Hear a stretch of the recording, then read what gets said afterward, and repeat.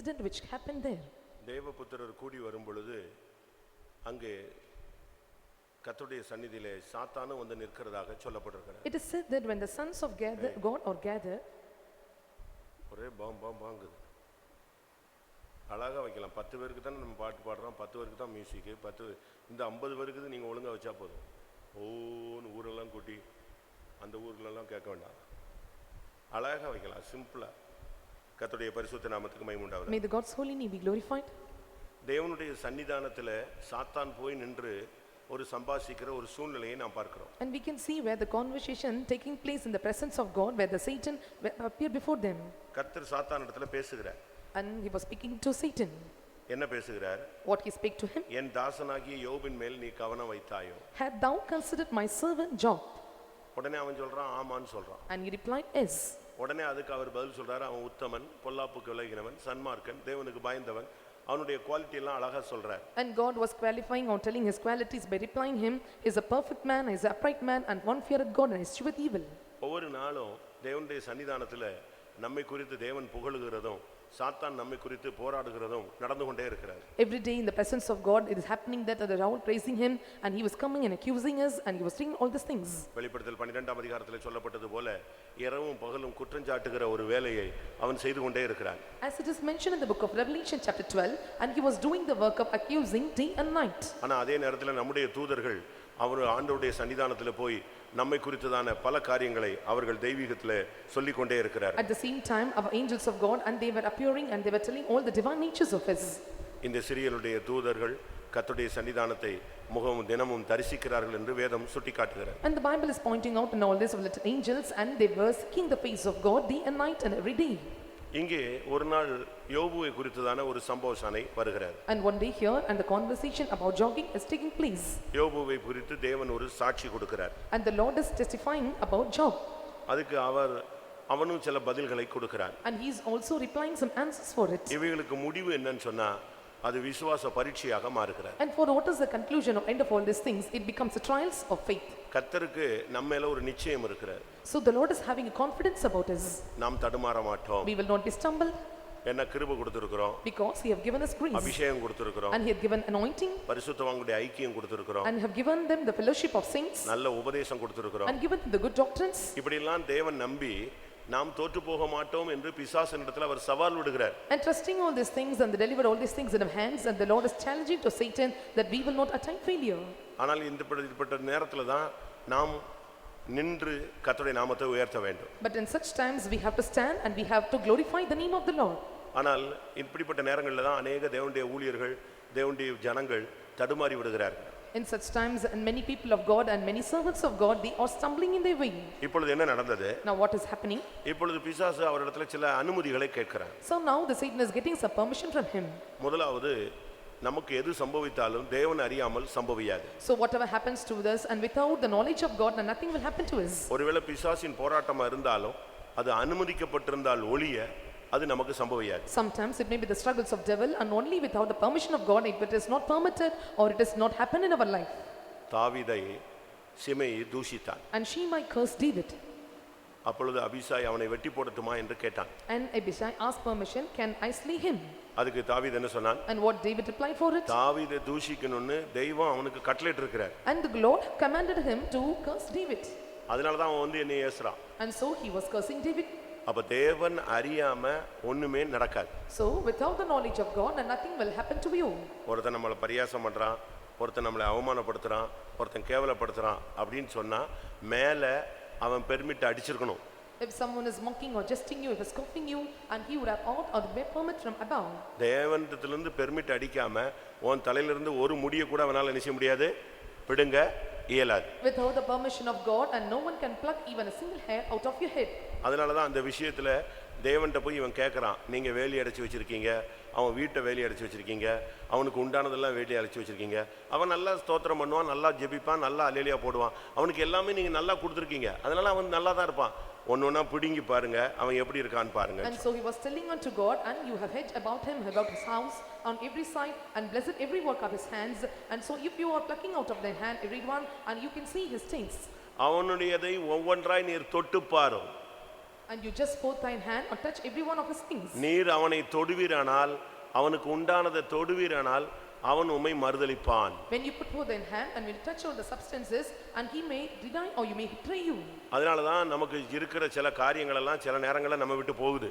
So we are also losing some of the matters that we are considering with us. சில நேரங்களில் கர்த்தர் நம்மை தொடுகிறதுக்கு சில வல்லமைகளுக்கு அனுமதி கொடுக்கிறார். And sometimes the Lord is giving the power to touch over things. அந்த வல்லமைகள் நம்ம தொடும் பொழுது தான் நம்மளால தாங்கிக் கொள்ள முடியல, நமக்கு ஏற்றுக்கொள்ள முடியல. When these power touches us and we are not able to entangle or we are not able to take over things. கர்த்தருடைய பரிசுத்த நாமத்துக்கு மகிமை உண்டாவதாக. May the God's holy name be glorified. அப்ப இன்னைக்கு நாம பிசாசு நம்ம தொடர என்னென்ன காரியங்கள் என்பதை நம்ம படிக்க போறோம். So today we are going to study and what are the matters or things where the devil touches us. அவன் பெர்மிட் கேட்டு வந்தானே, அவன் என்ன செய்தான்? He asked for the permission, he entered, and what he did to us. ஒரு விசுவாசி ஒரு ஊழியக்காரனுக்குள்ள பிசாசு தேவனிடத்திலிருந்து அனுமதி கேட்டு வந்து எதை பாதிக்கிறான்? In a believer unto a servant of God, and what permission he take from God and he is affecting us.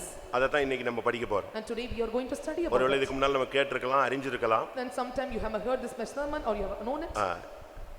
யோபு முதலாம் அதிகாரம் 14ஆம் வசனம் வாசி. Chapter 1 verse 14 of Job. ஒரு ஆள் அவனிடத்தில் வந்து எருதுகள் உழுகிற போது கழுதைகள் அவைகளின் பக்கத்திலே மேய்ந்து கொண்டிருக்கையில் சபையேர் அவைகள் மேல் விழுந்து அவைகளை சாய்த்து கொண்டு போனார்கள். வேலையாட்களையும் பட்டயக்கருக்கினால் வெட்டி போட்டார்கள். நான் ஒருவன் மாத்திரம் தப்பி அதை உமக்கு அறிவிக்கும்படி வந்தேன் என்றார். கர்த்தருடைய பரிசுத்த நாமத்துக்கு மகிமை உண்டாவதாக. May the God's holy name be glorified. இங்கே யோபுவினுடைய முதல் காரியம் தொடப்படுகிறது. And here the first matter or first thing of Job is touched. நல்லா கவனிங்க. And listen carefully. இது ஒரு கேரக்டர் அடிப்படையில் உள்ள ஒரு study. And this is the study depending upon your character.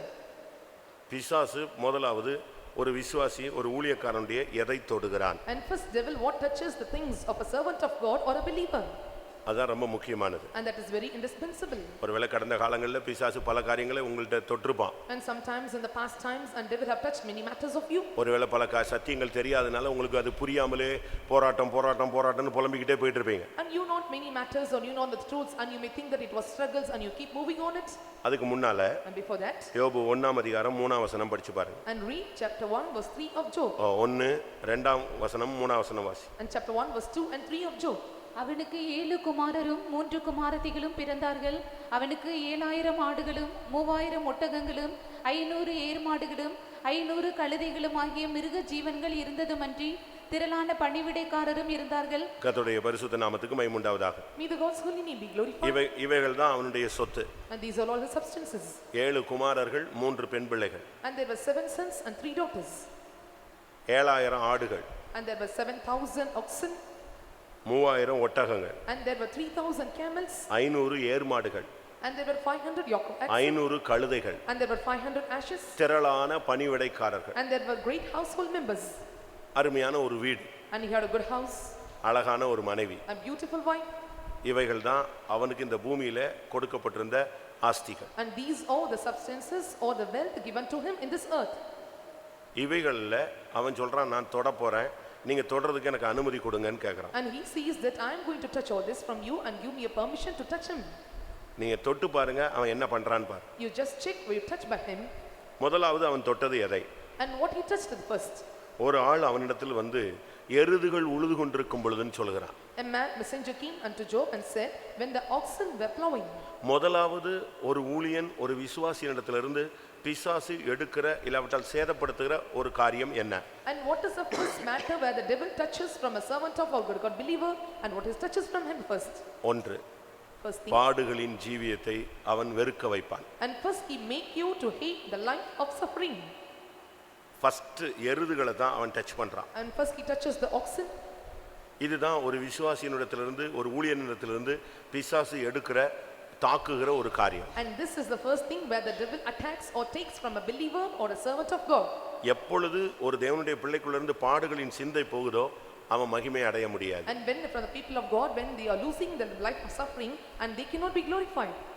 இக்கால பாடுகள் இனி ஒரு மகிமைக்கு ஒப்பிடத்தக்கவைகள் அல்ல. And the present suffering that we suffer is not compared to the glory which cometh forth. அவரோடு கூட பாடுபட்டால் அவரோடு கூட ஆளுகை செய்வோம். If we suffer with him, we will reign with us. இப்ப முதலாவது இன்னைக்கு நம்முடைய ஜனங்கள் பாருங்க, இன்னைக்கு நீங்க சமுதாயத்தையே பாருங்க, வாலிப பையங்க பிள்ளைங்க ஹார்ட் ஒர்க் பண்றதுல விருப்பமே கிடையாது. Now you see the people or the society members I cannot see and they don't have the hate and they don't love to suffer. இப்ப ஊழியக்காரங்களே அநேகர் பாடுபடணும்னா அவங்களால முடியாது. Even when you see the servants of God, if they want to suffer, and they will not suffer. இதுதான் சிலுவை சுமக்க நமக்கு பாடுகளின் சிந்தை தேவை. So we need a suffering mind to bear the cross. பாடுகள் படலன்னு சொன்னா உனக்கு பரிசுத்த ஜீவியம் கிடைக்கவே கிடைக்காது. If you suffer not, and you cannot attain the holy life. 1 பேதுரு 4ஆம் அதிகாரம் முதல் 2 வசனத்தை நீங்க பாத்தீங்கன்னா, கிறிஸ்து சரீர மாம்சத்தில் பாடுபட்டபடினால் அப்படிப்பட்ட சிந்தையை நீங்கள் ஆயுதமாக தரித்துக் கொள்ளுங்கள். When you see 1 Peter chapter 4 verse 1 and 2, and you can see, and the Christ had suffered for us from the flesh, and you must put on, or you must arm yourselves with the same mind. 2ஆம் வசனம். Second verse. ஏனென்றால் மாம்சத்தில் பாடுபடுகிறவன் இனி மாம்சத்தில் இருக்கும் காலம் வரைக்கும் மனுஷருடைய இச்சைகளின்படி பிழைக்காமல் தேவனுடைய சித்தத்தின்படியே பிழைக்கத்தக்கதாக பாவங்களை விட்டு ஓய்ந்திருப்பான். மாம்சத்துல பாடுபடுகிறவன் பாவங்களை விட்டு ஓய்ந்திருப்பான். And he that suffer in the flesh, and he will refrain from cease from sin. அப்ப பாடுபடுதல் தான் பரிசுத்த ஜீவியத்துக்கு வழி. So suffering is a way for life of the success or holy life. ஒரு மனுஷன் கஷ்டப்படணும். A man must suffer. வீட்ல வேலை செய்யணும். And he must work hard in the home. ஊழியத்துல வேலை செய்யணும். And he must work hard or labor hard in the ministry. இந்த சரீரத்தை பாடுகளுக்கு உட்படுத்தணும். And he must subjugate the body for sufferings. அவர் தன்னுடைய குமாரனை பாடுகளுக்கு உட்படுத்தினார். And he made, or he entered or made his son to under the sufferings. நீங்களும் கூட உங்க பிள்ளைகளை சின்ன வயசுலயே அழகா அந்த பாடுபடுகிற ஜீவியத்துக்குள்ள வளர்த்து வரணும். And you also make your children to walk in the life of suffering, or to go in the paths of sufferings. அது ஒரு தெய்வீக ஜீவியம். And it is a divine life. இயேசு கிறிஸ்து சின்ன வயசுல இருந்து பெற்றோருக்கு 30 வயது வரை கீழ்ப்படிந்திருந்தார். And Jesus obeyed his parents until the age of 30 from his young age. அதுக்கு பிறகு பரமபிதாவுக்கு கீழ்ப்படிந்திருந்தார். And then after he obeyed his heavenly Father. பட்ட பாடுகளினாலே அவர் கீழ்ப்படிதலை கற்றுக்கொண்டு தான் பூரணரான பின்பு மற்றவர்களை பூரணப்படுத்த அவர் முயற்சி செய்கிறார். And he learned obedience by the suffering that he suffered, and when he made perfect, and he want to making perfection on others. அப்படியானால் பாடுபடும் பொழுது கீழ்ப்படிதலை நாம் கற்றுக்கொள்கிறோம். If so, when we are obeying, when we are suffering, and we are learning the பாடுபடும் பொழுது ஒரு தேவனுடைய பிள்ளை பூரணப்படுகிறான். So when we are suffering, the child of God is getting perfection. அப்ப முதலாவது பிசாசு டச் பண்றது எருதுகள். So what are the touch things first in devil is oxen. அதனால தான் இன்னைக்கு நமக்கு பாடுபட முடியல. So we are not able to suffer on these days. இப்ப 3 பிள்ளைங்க இருக்காங்க ஒரு வீட்லன்னு வெச்சுக்கோங்களேன். And consider there were 3 children in a house. நீங்க ஒரு பிள்ளை இருந்தா ஒழுங்கா வேலை செஞ்சிட்டு போயிரும், இல்ல பெற்றோர்கள் வேலை செஞ்சிட்டு போயிடுவாங்க. ஆனா இந்த 3 இருக்கும் பொழுது என்ன பிரச்சனைனா, நீ செய்ய நான் செய்ய அவன் ஏன் செய்யல, என்னைய மட்டும் ஏன் ஏவுற, இந்த ஒரு பிரச்சனை வந்துறதை நீங்க வீட்டுக்குள்ள பார்க்கலாம். You can see the problem is created when there is only one child and only one parents, and they will do the work and they will go on. But when there were 3 children and there were competition, and you do the work and I do the work, and this is how the problems are created in the family. Bible என்ன சொல்கிறது? And what the Bible says, நான் ஒருவனாய் ஆலயை மிதித்தேன். And I may bind the press of my mind. ஆண்டவர் சொல்றார், நான் ஒரே ஆள் தான் ஆலயை மிதிச்சேன்னு சொல்றார். And I only have pressed the wine. ஒரே ஆளா நான் சிலுவையை சுமந்தேன். And I myself had bore the cross. முழு உலகத்தின் பாவங்களை நான் ஏத்துக்கிட்டேன். I accepted or agreed all the sins of the world. அப்போ இயேசு பாடுகளின் சிந்தை உள்ளவராய் இருந்தார். So Jesus was with the mind of suffering. அதனால பிசாசு முதல்ல உன்னுடைய ஆசீர்வாதத்தை புடிங்கிடுறான், உன்னை ஒண்ணு இல்லாம ஆக்கிடுறான், ரோட்ல விட்டுறான் அப்படி நினைக்க கூடாது. ஃபர்ஸ்ட் அவனுடைய டச்சிங் அவனுக்கு தேவை, நீ பாடுபடக்கூடாது. And you should not think the devil is taking all the blessings of you, or you making you to stand in the road, and he was taking the mind of suffering from you. இயேசு சிலுவை பாடுகளை குறித்து பேதுருவிடத்தில் பேசுகிறார். And Jesus spoke to Peter about the sufferings of cross. உடனே அவன் என்ன சொன்னான்? And what he replied immediately, உமக்கு இப்படி சம்பவிக்க கூடாது, சம்பவிக்க விட முடியாதுன்னு சொன்னான். and this should not happen to you, and we will not allow this happen to you. இயேசு என்ன சொன்னாரு? And what Jesus replied, அப்பாலே போ சாத்தானேன்னு சொன்னார். and he said, get thee behind, O Satan. அதுக்கு அவர் சொன்ன விளக்கம் என்ன? And what is the explanation he gave to him? நீ தேவனுக்கு ஏற்றவைகளை சிந்தியாமல் மனிதனுக்கு ஏற்றவைகளை சிந்திக்கிறாய். And you think not of God, but you think not of men. அப்ப மனிதனுக்கு ஏற்றவைகளை சிந்திப்பதுங்கிறது சுகபோக வாழ்வு. So you think that of things considering men, and these are the pleasurable life. தேவனுக்கு ஏற்றவைகளை சிந்திப்பது என்பது பாடுகளின் சிந்தை. And the thing which you are thinking about God, and it is a mind of suffering. அப்ப பாடுகள் இல்லாம மகிமை கிடையாது. So without sufferings, and there is no glory. சிலுவை இல்லாம சிங்காசனம் And கிடையாது. without cross, there is no throne. அதனால முதலாவது இந்த பாடுகளின் ஜீவியத்தை எடுப்பான். So first we have to take the mind or life of suffering. பாடுகளின் ஜீவியம்னா என்ன? And what is the meaning of life of suffering? உன்னுடைய முழங்கால பிரேக் பண்ணுவான். And you have to break your knees. முழங்கால நிக்கிறது என்னது? ஒரு பாடுகளின் ஜீவியம். And முழங்காலில் நிற்பது ஒரு பாடுகளின் standing on knees, and it is a life of suffering. விழித்திருப்பது பாடுகளின் ஜீவியம். And being watchful, and it is a life of suffering. கைகள் தளராமல் விரிப்பது பாடுகளின் ஜீவியம். And lifting your hands and not to put down, and that is also a life of உன்னை suffering. உபவாசத்துக்கு உட்படுத்துவது பாடுகளின் ஜீவியம். And subduing ourselves or subjugating ourselves or fasting, and that is the life of நீங்க suffering. பாடுகள்ன உடனே வேலை செய்யறது, கஷ்டப்படுகிறது, பாய் போடுறது, சமையல் பண்றது, துணி துவைக்கிறது அப்படின்னு இருக்க கூடாது. And you should not think that and suffering means and laboring hard in the kitchen or doing the works, and you are doing all household works, and that is not a type of suffering. அது எழுத்தின்படியான பாடுகள். And they are the literal sufferings. ஆவிக்குரிய ஆவிக்குரிய பாடுகள் என்னது? But what are the spiritual sufferings? மணிக்கணக்கா முழங்கால்ல நிப்பது, Hours together standing on knees, மணிக்கணக்கா உபவாசம் and போடுவது. hours together cutting and fasting. தாவீது சொல்கிறான், என் கைகள் இரவெல்லாம் தளராமல் விரிக்கப்பட்டிருந்தது. And David says, and I was lifting my hands and it was not shaken or moving. சிலுவையை சுமந்ததும், சிலுவையில் ஆணி அடிக்கப்பட்டதும், சிலுவையில் தொங்குனதும், சிலுவையில் ஜீவனை கொடுத்ததும் தான் பாடுகளின் பூரணம். Taking up the cross, bearing the cross and being crucified on the cross and suffering on the cross, and these are the perfection of sufferings. இப்போ உங்களால ஜெபிக்க முடியுதா? Are you able to pray now? மணிக்கணக்கா விழித்திருக்க முடியுதா? Are you able to be watchful for the hours together? காலையில எழும்புனா உனக்கு week ஆயிடுற. When you wake up early in the morning, you get weak. காலையில எழும்பிட்டா அன்னைக்கு முழுசும் நீ செத்து போன மாதிரி மாறிடுற. When you wake up early in the morning, you feel that you die on the same day. இப்போ சில நிமிடங்கள் கூட உங்களால கை உயர்த்த முடியாது. Even for few minutes, and you cannot lift up your hands. அப்ப இப்போ உனக்குள்ள கொஞ்சம் கொஞ்சமாக ஆவிக்குரிய பாடுகளின் ஜீவியத்தை நஷ்டப்படுத்துறது தான் அவனுடைய target. So little by little and make you count loss in spiritual life, and that is his attack. அதனால தான் அவன் கரெக்டா அதை டச் பண்ணான். And so pointedly he touching at you. ஏன்னா இந்த ஜெபத்தை, உபவாசத்தை, இந்த விழிப்பை இதை டச் பண்ணிட்டா, அதை எடுத்துட்டா, அதை உன்னை விட்டு புடுங்கிட்டா, உன்னை கொஞ்சம் கொஞ்சமா ஈஸியா வீழ்த்திடலாம். If you touch your fastings, your prayers and all your sufferings, and you were able to come you or make it null or remain sentence. இரண்டாவது, Secondly, அதே 14 வசனம் சொல்லுகிறது. the same 14th verse says, யோபு 1:14 சொல்லுகிறது. and 1:14 of Job says, கழுதைகள் அவைகளின் பக்கத்திலே மேய்ந்து கொண்டிருந்தது. and the ass is feeding beside him. கழுதைகளை பத்தி உங்களுக்கு எல்லாருக்குமே And தெரியும். you know about the ass. கழுதை என்பது சுமக்கக்கூடிய சக்தி உள்ளது. An ass is having the power to carry over. ஆதியாகமம் 49 நீங்க அதை பார்க்கலாம். You can see in book of Genesis chapter 49. இரண்டு பொதிகளின் நடுவே படுத்துக் கொண்டிருக்கிற பலத்த கழுதை. And you can see, and he was the ass, he was speaking between the two burdens. கழுதை இயேசுவை சுமந்தது. And the ass was carried over Jesus. இப்படி பலரையும் சுமந்ததை நீங்கள் பார்க்கலாம். You can see, and he carries many people. கழுதையினுடைய சுபாவத்தினுடைய ஒரு பகுதி, அதனுடைய தன்மை, அது சுமக்கும் தன்மை உள்ளது. And the one part or one character of this ass is that it is having the nature to carry over others. இயேசு உலகத்தின் பாவங்களை சுமந்து தீர்த்தார். And Jesus and carried over the sins of this world. இதோ உலகத்தின் பாவங்களை சுமந்து தீர்க்கிற தேவ ஆட்டுக்குட்டி. And he is the lamb of God, and he was carrying over the sins of the whole world. இன்னைக்கு கழுதையை வண்ணார்கள் யூஸ் பண்றாங்க. And today all this writing they were using this ass. அப்படிதானே? Is it so? துணி துவைக்கிறவங்க அதை use பண்றாங்க. And they that are washing the clothes, and they were using this. அழுக்கு துணியை சுமக்கிறதுக்கு. And it to carry over. இயேசுவும் கூட அவர் கழுதை போல எதை சுமந்தாரு? முழு உலகத்தின் பாவங்களையும் அக்கிரமங்களையும் தான் அவர் சுமந்தார். Even Jesus, our Savior, and he was able to carry over the sins and wickedness of the whole world. சுமத்தல் என்பது ஒரு தாயினுடைய சுபாவம். And carrying, it is a character of a mother. சுமத்தல் என்பது ஒரு தகப்பனுடைய சுபாவம். And carrying is the character of a father.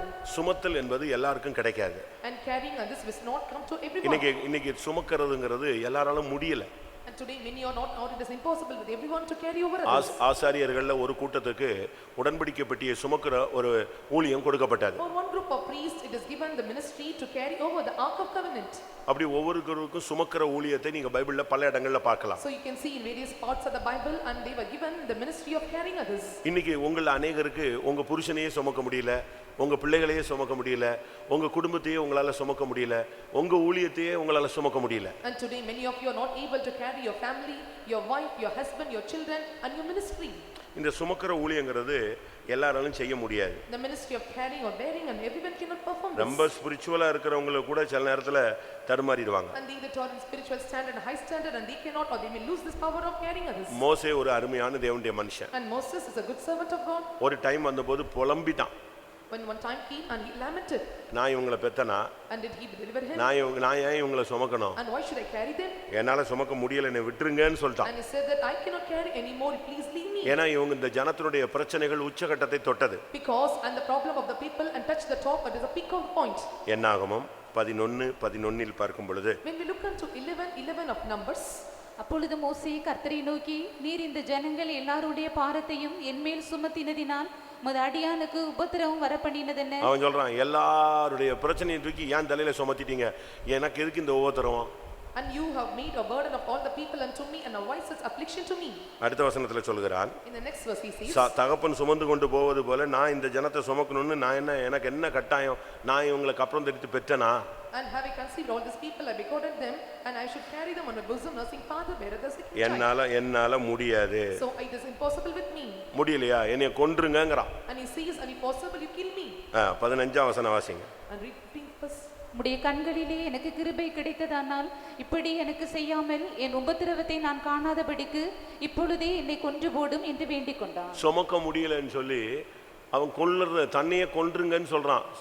He says that I cannot carry them, and he says, I please kill me. பிரியமானவர்களே, இந்த மாலை வேளையில் உங்களில் எத்தனை பேருக்கு உங்களை, உங்களுடைய குடும்பத்தை, உங்களுக்கு கொடுக்கப்பட்ட ஊழியத்தை சுமக்க முடியுது? Dearly beloved, in this evening time, and how many are able to carry your family and your children and the ministry which is given to you? இயேசு சுமந்தாரா இல்லையா? Did Jesus bear or not? சுமந்தாரா இல்லையா? Did he carry them or not? விழுந்தது உண்மை, It is true that he was fallen. தடுமாறினது உண்மை. It was true that he was stumbled. ஆனாலும் அந்த கொல்கத்தா வரைக்கும் செஞ்சாரு, சுமந்து தீர்த்தார். But till the Mount Golgotha, and he was able to bear it, and he was able to accomplish his work. நோய்களை சுமந்து தீர்த்தார். And he carried over the sicknesses, and he துக்கங்களை சுமந்து தீர்த்தார். and he bore all the sorrows. ஒவ்வொன்றையும் அவர் பாவங்களை சுமந்து தீர்த்தார். And he bore all the sins, and he accomplished his work. ஏன் இன்னைக்கு உனக்கு சுமக்க முடியல? Why you are not able to bear it? ஒரு காலத்துல அன்பு பாசம் நல்லா தானே, உங்க குடும்பம் நல்லா தானே போய்கிட்டு And இருந்துச்சு. your family was moving with good kind of love and care. அப்போ ஒருத்தர் சுமந்தீங்க. You carried over each other. ஆனா இப்போ உங்களால என்ன செய்ய முடியல, சுமக்க முடியல. But now you have the tendency to carry over others. வயசாயிடுச்சா? And when you grow old, வயசுக்கும் இதுக்கும் சம்பந்தம் இல்ல, மைண்ட்ல தான் இருக்கு. and it is not compared with your whole and mind, and it is compared with the mind. மனதுல நீ சுமக்கணும். You have to carry in your mind. இயேசு முழு உலகத்தின் பாவங்களையும் சுமந்து தீர்த்தார்னா மொத்த குப்பையும் தூக்கிட்டு அலையல அவர். When Jesus carried over the sins of the whole world, it means that he was not taking all the rest of the world. எல்லாவற்றையும் மனதுல ஏத்து சுமந்தார். And he accepted everyone and everything in his mind, and he submitted. அப்ப நமக்கு இன்னைக்கு எத்தனை பேருக்கு சுமக்க முடியுது? So today, how many are able to carry over? உங்க பிள்ளைகளை, உங்க குடும்பத்தை, உங்க ஊழியத்தையே உங்களால சுமக்க முடியலன்னா நீங்க எப்படி மத்தவங்களுக்காக போய் சுமக்க போறீங்க? If you are not able to carry over your children, your husband, your wife, and your family members, then how you are able to carry over you? கலாத்தியர் 6:2 என்ன சொல்லுகிறது? And Galatians chapter 6 verse 2, what it says? கலாத்தியர் 6:2 ஒருவர் பாரத்தை ஒருவர் சுமந்து இப்படியே கிறிஸ்துவினுடைய பிரமாணத்தை நிறைவேற்றுங்கள். ஒருவர் பாரத்தை ஒருவர் சுமந்து. So you have to carry over the burden of one another. அப்ப ஒருத்தர் பாரத்தை ஒருத்தர் சுமக்கும் பொழுதுதான் எதை நிறைவேற்றி முடிக்கிறோம்? கிறிஸ்துவின் பிரமாணத்தை நிறைவேற்றி முடிக்கிறோம். When we bear one another's burdens, and you are able to fulfill the law of Christ. கழுகு தன்னுடைய குஞ்சுவை சுமக்கிறதுன்னு சொல்லி இருக்கிறது. And it is said that the eagles, and it was carrying over the young ones. எப்படி சுமக்குது? How it was carrying? கூட்ட கலைச்சிரும். And it will take away the nest. அது தடுமாறி எங்கேயாவது விழும்போது, கீழே விழும்போது என்ன செய்யும், வந்து அப்படி தாங்கிட்டு தூக்கிட்டு போயிடும். When it stumbles, when it's going to happen to fall down, and it will come and sustain over its wings. இன்னைக்கு உங்களுக்கு சுமக்க முடியுதா? Today, are you able to carry over others? மற்றவங்களை பற்றி விட்டுருங்க. ஒருவர் பாரத்தை ஒருவர் சுமந்துன்னு வேண்டாம். உங்கள் குடும்ப பாரத்தை உங்களால் சுமக்க முடிகிறதா? And doesn't matter that you want to bear over another's burden, or you able to carry the burden of your family?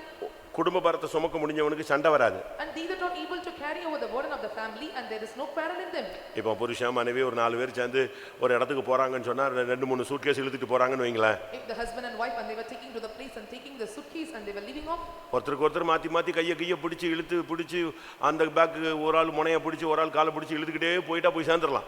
so when they were holding their hands by each other, and they were taking the corners of their hands tightly, and they can somehow reach the soup. நம்மள அப்படி சுமக்க முடியுதா? Are we able to carry over like this? இன்னைக்கு அப்படி யாருமே சுமக்கிறது இல்ல. But no one is bearing like this. எல்லாரும் இல்லைன்னு சொல்ல முடியாது. We cannot say all or not with it. யாரெல்லாம் சுமக்கிறார்களோ அந்த குடும்பங்கள் சுமூகமாக போகிறது. And they that are bearing easily, and their family are running smoothly.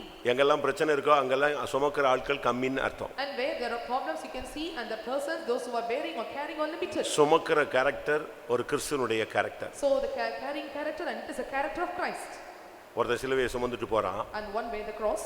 அவன் கையில சிலுவையும் கொடுத்தாங்க, ஒரு கத்தியும் கொடுத்தாங்க. And they given the cross in his hands as well as knife. அவன் கொஞ்ச நேரம் சுமந்தான், அதுக்கு பிறகு அது வெயிட் அவனுக்கு பேர் பண்ண முடியல. And for a while he was able to bear it, he was not able to bear the burden. என்ன பண்ணான்? And what he did? இந்த கத்தி எதுக்கு இருக்குன்னு யோசிச்சான். And he thought, and why the knife was given in his hands. சிலுவையை கொஞ்சம் வெட்டிக்கிட்டான். And he cut off a little bit in the cross. இப்போ கொஞ்சம் குறைஞ்ச மாதிரி இருந்துச்சு. And now the burden was அவன் sorted. பாட்டு தூக்கிட்டு கிளம்பினான். And now he take it out. கொஞ்ச டைம் ஆன பிறகு திருப்பி அது என்னது, அந்த வெட்டப்பட்ட சிலுவையும் வெயிட்டா தான் இருந்துச்சு. And after a while, and the cross which was cut off, it is also so big. இப்படி வெட்டி வெட்டி வெட்டி கடைசியில அவன் போய் சேரும் பொழுது அங்க கடைசியா ஒரு பிளவு இருந்துச்சு. So when he cut off everything at last, and he can see some cleave over it. இப்போ எல்லாரும் இவன் பார்க்கறான், எல்லாரும் எப்படி போறாங்க. Now he saw, and how everyone is moving. கரெக்ட்டா அந்த சிலுவையை வச்சு அவங்க கடந்து போயிட்டாங்க. And like keeping this wooden cross, and they have passed over the bridge. இப்போ இவன் சிலுவை எப்படி இருக்கு? Now how his cross was? இவர்தான் வெட்டிக்கிட்டே வந்துட்டார்ல. And he cut off little bit. சுமக்க முடியலன்னு வெட்டி கடைசியில சின்னதாயிச்சு. பிளவை தாண்டி போக And முடியல. he was not able to move because and there is no need to clutch over because he cut off the cross and was not able to move away. நீ ஒரு காலத்தில் சிலுவையை சுமந்தால் கடைசி காலத்தில் சிலுவை உன்னை சுமக்கும். And once if you are able to bear the cross at the last time or the end of your life and the cross will bear you. இயேசு சிலுவையை சுமந்து கொல்கத்தா வரைக்கும் போனாரு. கொல்கத்தாவுல சிலுவை அவரை சுமந்தது. And Jesus bore the cross to till Golgotha and on Golgotha cross and the cross bore him. பிசாசு பாருங்க கரெக்டா சாத்தான் போய் பெர்மிட் அடிச்சிட்டு ஃபர்ஸ்ட் எருதுகளை டச் பண்ணான். And see the devil and he got permission and first he touched the oxen. அந்த பாடுபடுகிற ஜீவியத்தை தடுத்துட்டான். And he stumbled or he put away the life of suffering. எங்க பாடுபடுகிற ஜனங்கள் ஜெபிக்கிற ஜனங்கள் முழங்கால்ல நிக்கிற ஜனங்கள் குறைகிறார்களோ அங்க பிசாசு உள்ள வருவான். When the people of suffering, when the praying people are limited, when they are cut short and the people of suffering will go on. 144 சங்கீதம் 14 வசனம். 144 Psalm verse 14. 144:14.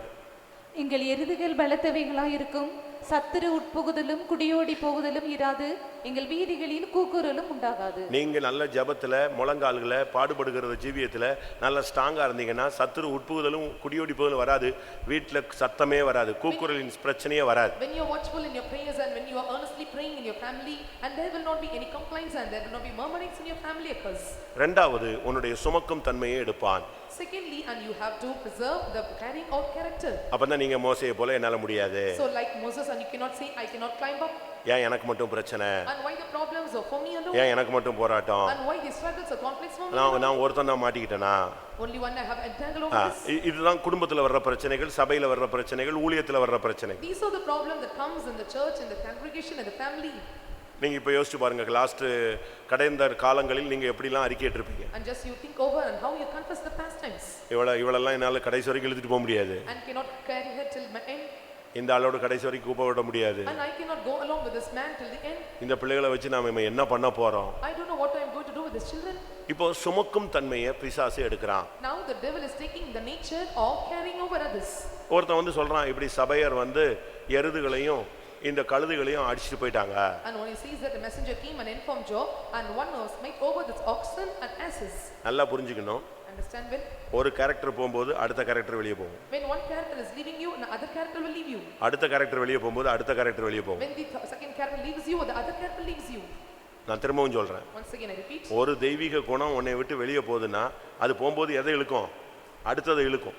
When one divine nature or character is leaving you and it will drag the other divine nature. பாடுகளின் ஜீவியம் எப்போ குறையுதோ ஆட்டோமேட்டிக்கா சுமக்கிற ஜீவியம் வெளியே போய்டும். When the mind of suffering or the life of suffering is decreasing you and then life of going or bearing சுமக்கும் தன்மை வெளியே போகும்போது when the nature of carrying leaves over you, என்ன நடக்கும்? what happens? 16 வசனம். Verse 16.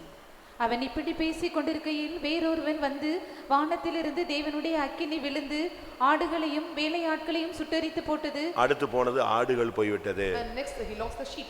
இதுதான் 7000 ஆடு வச்சிருந்தான் first. And he had 7,000 sheep. அவனுடைய ஆஸ்தியில முதல் ஆஸ்தியே என்னதுதான்? ஜாஸ்தியானது எது? ஆடுகள் தான். And what is his first substance and main things he contains is sheep. ஆடுகள் என்பது சாந்தத்தை காண்பிக்கிறது. And sheep shows meekness. ஒரு அமைதலும் உள்ள ஒரு ஆவி. It shows a spirit of quietness. ஒரு எப்போ பார்த்தாலும் குவைட்டா அமைதியா ரொம்ப பீஸ்ஃபுல்லா எப்பவும் சமாதானமா எப்பொழுதும் நிம்மதியா அமைதியா இருக்கிறது ஆடுகளுடைய ஒரு தன்மை. And you will be remain quiet and still silent and simple all the times and keeping silence at every time. இயேசு தன்னை குறித்து பேசும்பொழுது மத்தேயுல என்ன பேசினாரு? And what Jesus said about him in book of Matthew? மத்தேயு 11:29. 11:29 of Matthew. நான் சாந்தமும் மனத்தாழ்மையுமாய் இருக்கிறேன், என் நுகத்தை உங்கள் மேல் ஏற்றுக்கொண்டு என்னிடத்தில் கற்றுக்கொள்ளுங்கள், அப்பொழுது உங்கள் ஆத்துமாக்களுக்கு இளைப்பாறுதல் கிடைக்கும். இயேசுவின் கேரக்டர் வந்து சாந்தம். And the character of Jesus is meekness. 1 பேதுரு 3:4 வசனம். 3:4 of First Peter. அழியாத அலங்கரிப்பாய் இருக்கிற சாந்தமும் அமைதலும் உள்ள ஆவியாகிய இருதயத்தில் மறைந்திருக்கிற குணமே உங்களுக்கு அலங்காரமாய் இருக்க கடவுது, அதுவே தேவனுடைய பார்வையில் விலையேற பெற்றது. சாந்தமும் அமைதலும் உள்ள ஒரு ஆவி. And the spirit of meek and quiet. இதுதான் அடுத்து நம்ம விட்டு போகக்கூடிய ஒரு பெரிய இழப்பு. And this is the next loss that go away from you. சாந்தம்ங்கிறது கிறிஸ்துவனுடைய மிகப்பெரிய சுபாவம். And meekness, it is the great character of Christ. சாந்தம் மத்தேயு 5:5 படி பார்க்கும் பொழுது according to 5:5 of Matthew, சாந்த குணமுள்ளவர்கள் பாக்கியவான்கள், அவர்கள் பூமியை சுதந்தரிப்பார்கள். And blessed are the meek and they shall inherit the earth. அப்ப இதிலிருந்து இருந்து என்ன விளங்கிக் கொள்றோம்? So what do we understand from this? மூன்றாவது உன்னுடைய அமைதி தன்மை கெடுக்கப்படும். And thirdly, your nature of quietness will be corrupted. உன்னுடைய சாந்த குணம் அந்த அலங்கரிப்பு உன்னை விட்டு போய்டும். The ornament or the ornament of the meekness will depart you. நீ ஒரு விகாரமான ஒரு தன்மைக்கு வருவாய். And you will come to the terrible nature ஆக்ரோஷமா மாறுவ. and you will become violence. கட்டுப்பாடற்ற ஒரு வார்த்தைகள், பேச்சுகள், செயல்கள் இதெல்லாம் வர்றதுக்கு காரணம் என்னன்னா சாந்தத்துக்கு அப்படியே ஆப்போசிட்டா மாறிடும். And the reason for having the uncontrollable speech or conversation of words is that and you become contrary to the nature of weakness. உங்களுடைய பாண்ட் நேச்சர் அப்படி இருக்காது. And your born nature will not be like this. ஆனா இப்போ நீங்க வந்து எல்லாரும் பயங்கர டெரிபிளா ஒரு மாதிரி டெரர் மாதிரி மாறிடுவீங்க. And now you become so terrible and violent and so terror. உங்களால அமைதியாவே இருக்க அந்த பீஸ்ஃபுல்லான லைஃபை மெயின்டைன் பண்ணவே முடியாது. And you cannot remain quiet and you cannot maintain the peaceful life. ஏன்? Why? உனக்கு பாடுகளின் ஜீவியம் போயிடுச்சு. Because you have lost the mind or life of suffering. உனக்கு சுமக்கிற தன்மை போயிடுச்சு. And you lost the tendency of carrying others. அடுத்து பிசாசு கை வைக்கிறது எங்க தான் வைப்பான்? And next where the devil touches his hands. உன்னுடைய அமைதியை குலைக்க முற்படுவான். And he will come to corrupt your quietness. உன்னுடைய அன்புள்ள தன்மையை குலைக்க முற்படுவான். And he will come to spoil your lovable nature. உன்னுடைய இளைப்பாறுதலை கெடுக்கிறதுக்கு ட்ரை பண்ணுவான். And he will come to spoil your rest. உன்னுடைய சாந்த தன்மையை கெடுக்கிறதுக்கு ட்ரை And பண்ணுவான். he will come to spoil the nature of quietness. இது நீங்க உங்களுடைய லைஃப்ல நீங்க இதெல்லாம் பயிற்சி நீங்க அந்த பாதையில போயிருக்கலாம். So you have experience in your life or you have traveled in such paths. இது உன்னுடைய தாழ்மையையும் உன்னுடைய சாந்தத்தையும் மொத்தமா புடுங்கி எடுத்துரும். And this will completely pluck out the humbleness and meekness from you. இயேசு சொல்றார் நான் சாந்தமும் மனத்தாழ்மையுமா இருக்கிறேன். And Jesus said, I am meek and lowly. இந்த சாந்தமும் மனத்தாழ்மையும் தான் ஆடு. And this meek and lowly is sheep. இவைகள் ஒரு மனுஷனுக்கு கெடுக்கப்படும் பொழுதுதான் அவனுடைய சுபாவம் டோட்டலா அப்படியே வித்தியாசமா மாறிடுது. So when the nature is corrupted from him and his character is completely erupted or it is destroyed. இப்போ ஒரு பிசாசு பிடிச்ச ஆளை பாருங்க. Now you see the person was possessed. அந்த பிசாசு போயிடுச்சுன்னு சொன்னா அமைதியா இருப்பாங்க. When the devil departs and he becomes அது உள்ள வரும்போது பாத்தீங்கன்னா ஆக்ரோஷமா மாறிடும். and when he enters in him and he becomes so terrible. உன்னுடைய சாந்தம் மொத்தமா வெளியே போய்டும். And all your quietness and meekness will leave you. நான்காவது Fourthly, 17ஆம் வசனம். verse 17. அவன் இப்படி பேசிக் கொண்டிருக்கையில் வேறொருவன் வந்து கல்தையர் 3 பவுஞ்சாய் வந்து ஒட்டகங்கள் மேல் விழுந்து அவைகளை ஓட்டிக்கொண்டு போனார்கள். ஒட்டகங்கள் மேல் விழுந்து ஓட்டிக்கொண்டு போனார். And they fell upon the camels and they took over. ஒட்டகங்களுடைய தன்மை என்ன? And what is the nature of this camel? ஒட்டகங்களுக்கு ரெண்டு தன்மை இருக்கு. And there are two characters for this camel. ஒன்று பாலைவனத்தை கடக்கிற ஒரு கப்பல் அது. One it is a ship and which is traveling or it is crossing over the island or desert. நீங்க ஸ்கூல்ல படிச்சிருக்கீங்க தானே? Have you studied in school? ஒட்டகம் வந்து பாலைவன கப்பல். And you can see and this camel it is the ship of the desert. என்ன வெயில் அடிச்சாலும் எவ்வளவு மணல் இருந்தாலும் எவ்வளவு கொதிச்சாலும் சரி இது வாட்டுக்கு போயிட்டே இருக்கும். And there may be rain or there may be sunshine or scorching sunshine whatever it may be but it keeps moving on. காரணம் என்ன தெரியுமா? You know what is the reason? தண்ணியை வந்து ஃபுல்லா ஸ்டோர் பண்ணிக்கும். And it will keep the storage of water in it. சரத்து நீங்க படிச்சிருக்கீங்களான்னு தெரியல. I don't know whether you have studied. இப்போ வனாந்தரத்துல தண்ணியே இல்லன்னு வெச்சுக்கங்களே. Consider there is no water in the desert. எல்லா ஒட்டக வியாபாரிகள் மொத்தமா சேர்ந்து ஒரு ஒட்டகத்தை என்ன செய்வாங்க? வெட்டி அதுல இருக்கிற தண்ணியை எடுத்து யூஸ் பண்ணுவாங்க. All the merchants in the desert and they will take or fill over the camel and will use the water inside the camel. அவ்வளவு தண்ணி என்ன செய்யும் அது? உள்ள ஸ்டோர் பண்ணி வெச்சுக்கும். And they will keep store and that kind of or that amount of water in it. அதனால தான் Eleazar கேட்டா நான் பார்க்குற பொண்ணு எப்படி இருக்கணும்? ஒரு கப் தண்ணி கொடுத்துட்டு ஹாய் பிரைஸ் எல்லாம் ஹாய் பைன்னு கொடுத்துட்டு ஓடிடக்கூடாது. அவ என்ன செய்யணும்? இருக்கிற ஒட்டகத்துக்கெல்லாம் குடமா தண்ணி ஊற்றணும். அப்படின்னா தான் இவ எங்க எஜமானுக்கு ஏத்தவான்னு முடிவெடுத்தான். And so and Eliezer said that and the women or damsel which I am meeting and must fetch water to me and also to the camels. இப்போ நம்ம கல்யாணத்துல பொண்ணு பார்க்கும்போதெல்லாம் என்ன செய்யுது? காஃபி கொடுத்து விடுவாங்க, பால் கொடுத்து விடுவாங்க, ஏதாவது ஒரு ட்ரிங்க்ஸ் கொடுத்து விடுவாங்க, அது கொண்டு வந்து வைக்கும். அவ்வளோதான். அது இப்போல்லாம் ஸ்டைலாக இவ்வளோ சைஸுக்கு வந்துருச்சு 50 மில்லியில். அவ்வளோதான் கொடுப்பாங்க. அது சாகிற வரைக்கும் அவ்வளோதான் உனக்கு கொடுக்கப்படும். And so we can see and now the bride which are giving only the 50 ml until the end of your life and they will give only that much of working. ஆனா அவன் சொன்னான் ஒட்டகத்துக்கு ஊத்துற மாதிரி ஒரு பொண்ணு வேணும்னு கேட்டான். But he says that and she must fetch the water to the camels also. இது எதை காண்பிக்கிறது? And what does it show? பாலைவனத்தை கடப்பது என்பது சோதனைகளை கடக்கிற ஒரு ஜீவியம். Passing over the desert and it is the life of passing over the temptations of என்ன life. வனாந்தரமா இருந்தாலும் சரி, எவ்வளவு வெயில் சூடா இருந்தாலும் சரி, தண்ணியே இல்லாம இருந்தாலும் சரி, இந்த ஒட்டகத்துக்கு மேல இருந்துட்டா நீ போய் தாண்டி போயிடலாம். And whatever nature of the desert or wilderness and there may be the scorching of sun and whatever it may be when the camels are there and they can pass over the desert. சோதனைகளை சகிக்கிற ஜீவியம் தான் ஒட்டகம். Enduring the life of temptation and that is the nature of camel. அபிஷேகத்தினால தன்னை நிரப்பிக் கொள்ளுகிற ஜீவியம் தான் ஒட்டகம். And filling ourselves by anointing and that is the life of camels. இவன் பாருங்க ஒன்னா கடிச்சு எங்க வர்றான்?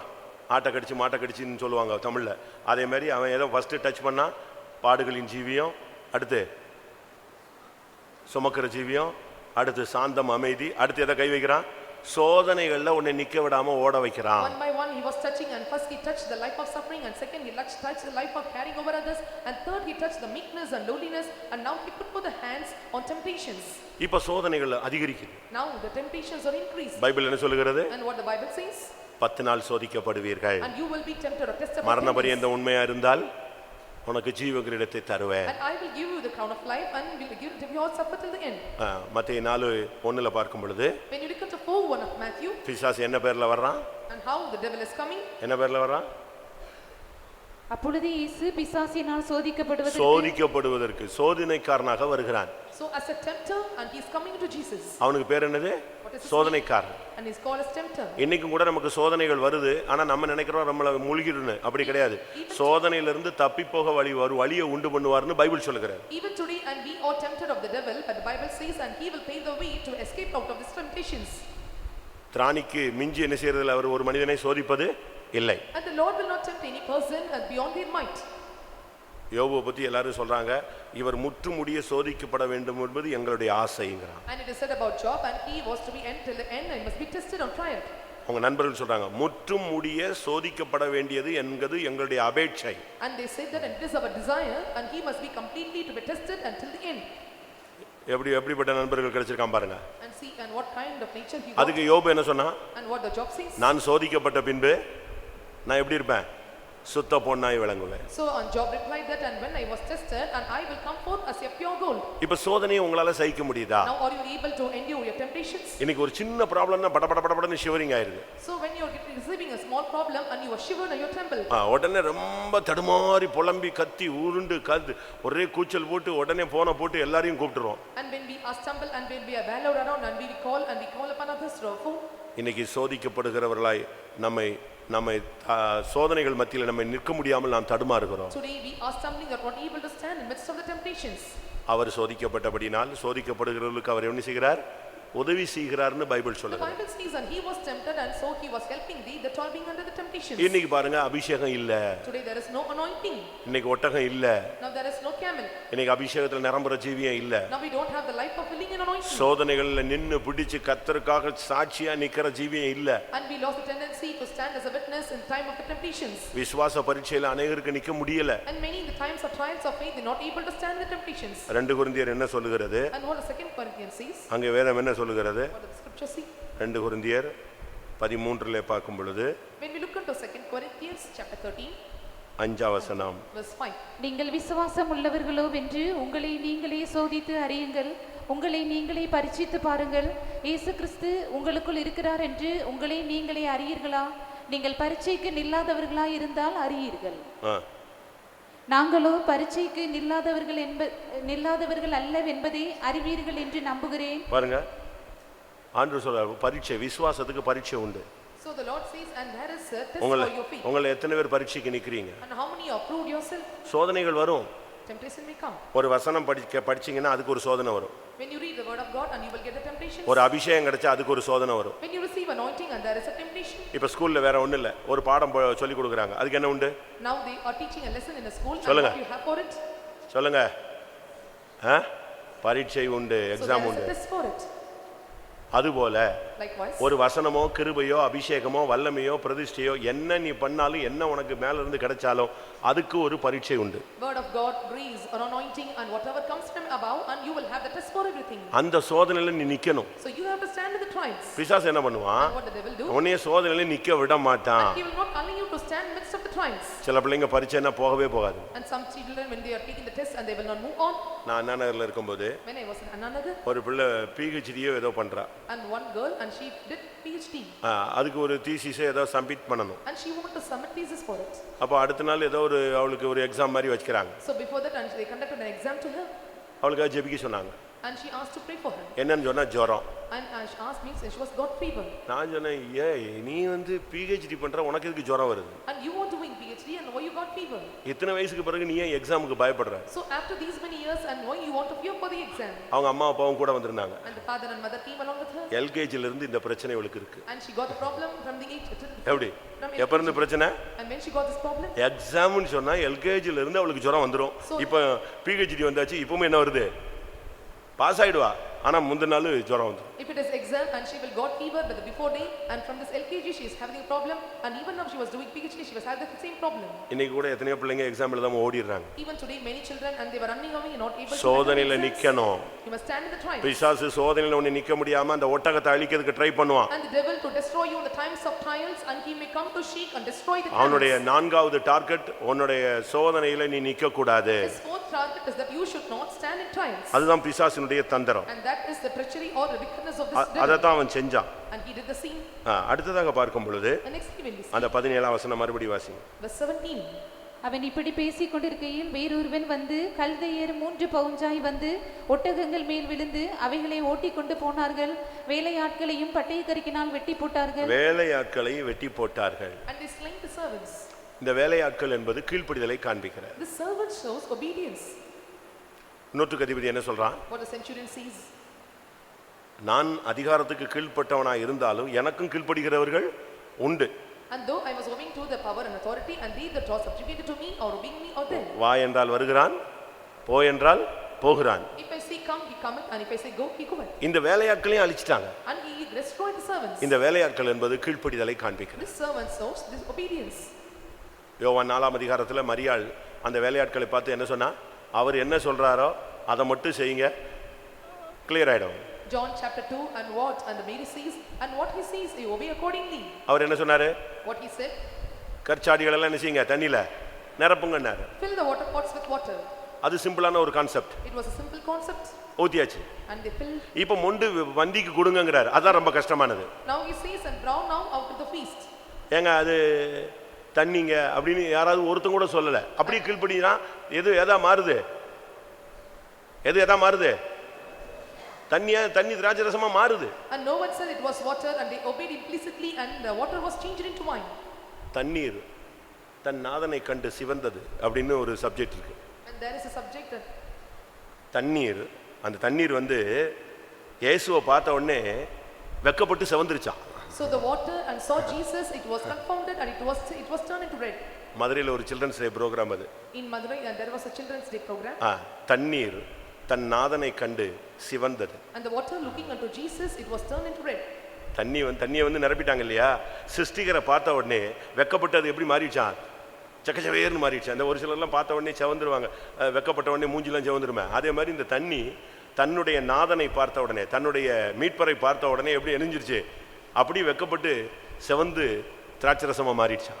Looking unto the Creator, the water looking unto Jesus, and it was turned into reddish, or it was turned into the color of red. ஒவ்வொருத்தரும் ஒவ்வொரு வெளிப்பாடு.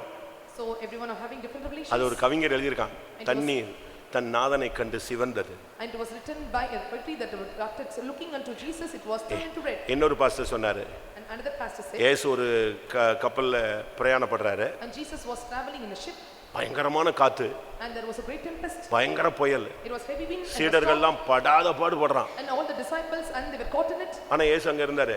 Jesus was there. கப்பலின் பின்னணியத்தில் இயேசு எப்படி நெஞ்சிட்டு இருந்தாரு?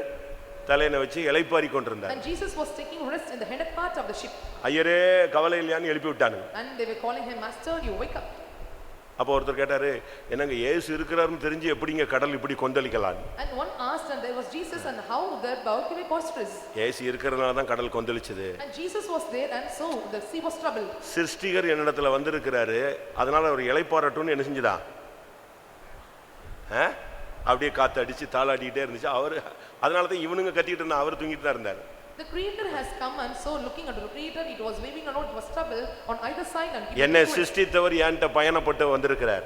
and he that are created, and he was wandering, and he was அதனால நான் எப்படி இருப்பேன்? அவரை எவ்வளவு மகிழ்விக்க முடியுமோ அவ்வளவுக்கு நான் காத்து அழகா ட்ரிஸ்லிங் அப்படியே அடிச்சுக்கிட்டு இருக்கு. இவங்க தான் தடுமாறான், அவர் அமைதியா தான் இருந்தார். And how far I am able to blow the winds by wavering over it, and was able to wait and keep the quietness in it. அவர் நடந்து வந்துட்டாரு, டென்ஷன் ஆயிட்டாருன உடனே டப்புன்னு தண்ணி எப்படி மாறிடுச்சு சொல்லுங்க? When he walked on, அப்படி தர மாதிரி ஆயிடுச்சு. இயேசு தண்ணீரில் என்ன செஞ்சாரு? சர்ற நடந்து வந்தார். When he walked on waters, and how the water was changed, it was like a flow or a plain flow, and he walked on the waters. வேலையாட்கள் கீழ்ப்படிதலை காண்பிக்கிறார். And the servant shows obedience. அடுத்த character ஒன்றை கீழ்ப்படிதல்ல கை வைப்பான். And nextly, the Lord look unto the character of obedience. புருஷனுக்கு கீழ்ப்படிய மாட்டீங்க, For you will not obey for the husbands. மனைவிக்கு கீழ்ப்படிய மாட்டீங்க, You will not obey for your wives. பேரண்ட்ஸுக்கு கீழ்ப்படிய மாட்டீங்க, You will not obey for your parents. நடத்திப்புக்காரங்களுக்கு கீழ்ப்படிய மாட்டீங்க, You will not obey for the leaders. உங்களுடைய மேலான அதிகாரம் உள்ளவர்களுக்கு கீழ்ப்படிய மாட்டீங்க, You will not obey for the supervisors. வசனத்துக்கு கீழ்ப்படிய மாட்டீங்க, You will not obey for the word of God. பரிசுத்த ஆவிக்கு கீழ்ப்படிய மாட்டீங்க, You will not obey for the Holy Spirit. ஆண்டவருக்கு கீழ்ப்படிய You மாட்டீங்க. will not obey for the Lord.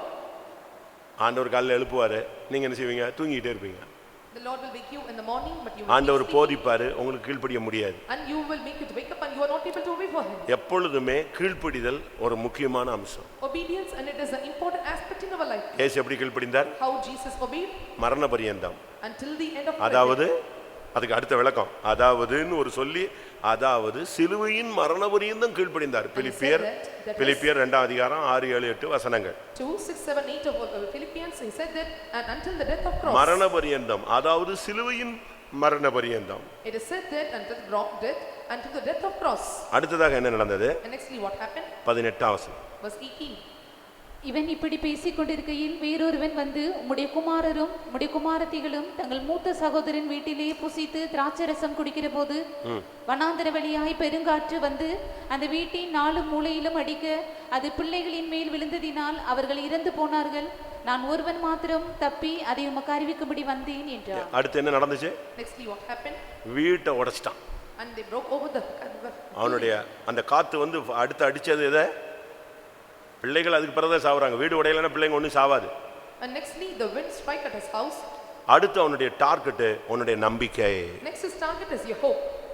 எபிரேயர் 3ஆம் அதிகாரத்தில் நீங்க பாத்தீங்கன்னு சொன்னா, When we look into Hebrews chapter 3, ஆரம்பத்தில் கொண்டு வந்த நம்பிக்கையை முடிவறிந்த நாம் பற்றி கொண்டால் நாமே அவருடைய வீடு. and if we hold fast the hope which is given in the beginning, and we are his house. 3ஆம் அதிகாரம் 6ஆம் வசனம் பாருங்க. 3:6 of Hebrews. 14ஆம் வசனம். 6ஆம் வசனம் வாசிங்க. கிறிஸ்துவோ அவருடைய வீட்டிற்கு மேற்பட்டவரான குமாரனாக உண்மை உள்ளவராயிருக்கிறார். நம்பிக்கையினாலே உண்டாகும் தைரியத்தையும் மேன்மை பாராட்டலையும் முடிவு பரியந்தம் உறுதியாய் பற்றி கொண்டிருப்போமாகில் நாமே அவருடைய வீடாயிருப்போம். நாமே அவருடைய வீடாயிருப்போம். And we all his house. அப்ப நாம் அவருடைய வீடு. So we are his house. வீடை உடைக்கிறதுக்கு அவன் ட்ரை பண்ணுவான். And he may come to break your house. நம்பிக்கையை தகர்க்கிறது தான் அவனுடைய நிச்சயம். His confidence is to put down your hope. தாவீது என்ன சொல்லுகிறான்? And what David says? என் சிறுவயது முதலே நீரே என் நம்பிக்கை. And from my age and you are my hope. உம்மை நம்பிதான் நான் கற்பத்திலிருந்து வெளியே வந்து விழுந்தேன். Trusting on you I came out of my mother's womb. உம்முடைய சார்பில் நான் வந்து வெளியே விழுந்தேன். I on your side I came out. இன்னைக்கு நம்பிக்கை அநேகருக்கு போயிடுச்சுங்க. Now many have lost their hope. நடக்கும், காரியம் சக்சஸ் ஆகும், தேவன் செய்வாரு, இப்படிப்பட்ட வேர்ட்ஸ் எல்லாம் இன்னைக்கு நம்மகிட்ட ரொம்ப குறைஞ்சிருச்சு. This will happen, the matters will prosper, it will be succeeded, and these are lost sins. இன்னைக்கு அநேக விசுவாசிகளுடைய நம்பிக்கை சுத்தமா ஒண்ணுமில்லாம போயிடுச்சு. And many believers and this hope they lost completely and they come to the nothingness. நல்லா புரிஞ்சுக்கணும். Understand well. நம்பிக்கை என்பது ஒரு கப்பலுடைய நங்கூரம் போல. And hope is the anchor of the ship. வாசியுங்கள். விசுவாசத்தின் முடிவாகிய ஆத்தும நங்கூரம். நம்பிக்கை தான் நம்முடைய நங்கூரம். Our hope is our anchor. இன்னைக்கு நம்முடைய நங்கூரம் எப்படி இருக்கு? Today how is our anchor? இன்னைக்கு அநேகருக்கு நம்பிக்கை போயிடுச்சு. And today many have lost their hope. அநேகருடைய நம்பிக்கை தகர்ந்து போயிடுச்சு. And many of their hope were lost. எபிரேயர் 6:19. 6:19 of Hebrews. அந்த நம்பிக்கை நமக்கு நிலையும் உறுதியும் திரைக்குள்ளாக போகிறதுமான ஆத்தும நங்கூரமாய் இருக்கிறது. அதான் நங்கூரம், அதுதான் நம்பிக்கை. ஒரு கப்பலுக்கு அதுக்கு பிரேக் அடிக்கிறதுக்கு வழியே கிடையாதுங்க.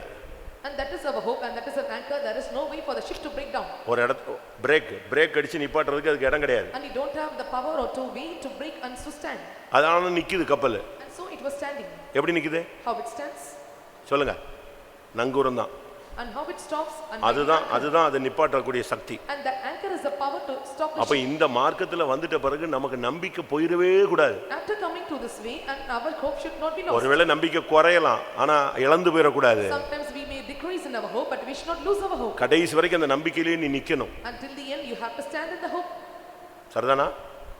கொரிந்தியர்ல 10ஆம் அதிகாரத்தில் நாம் பார்க்கும் பொழுது, When we look into Corinthians chapter 10, 2 கொரிந்தியர் 1:10 பார்க்கும் பொழுது, 2 Corinthians chapter 1 verse 10. அப்படிப்பட்ட மரணத்தினின்றும் அவர் எங்களை தப்புவித்தார், இப்பொழுதும் தப்புவிக்கிறார், இன்னும் தப்புவிப்பார் என்று அவரை நம்பி இருக்கிறோம். எப்படி நம்பி இருக்கிறோம்? 3 காலங்களுக்கும், கடந்த காலம், நிகழ்காலம் வருங்காலம் 3 காலத்துக்கும் நாங்கள் அவரை நம்பி இருக்கிறோம். Present time, past time and future time, and we trust on him all the times. தப்புவித்தார், And he delivered us. தப்புவிக்கிறார், And he delivered us. இன்னும் தப்புவிப்பார் என்று நாங்கள் அவரையே நம்பி இருக்கிறோம். And we believe that, and he will yet deliver us. அப்ப பிசாசு பாருங்க ஒண்ணுனா டச் பண்றான். So devil, he was touching one by one.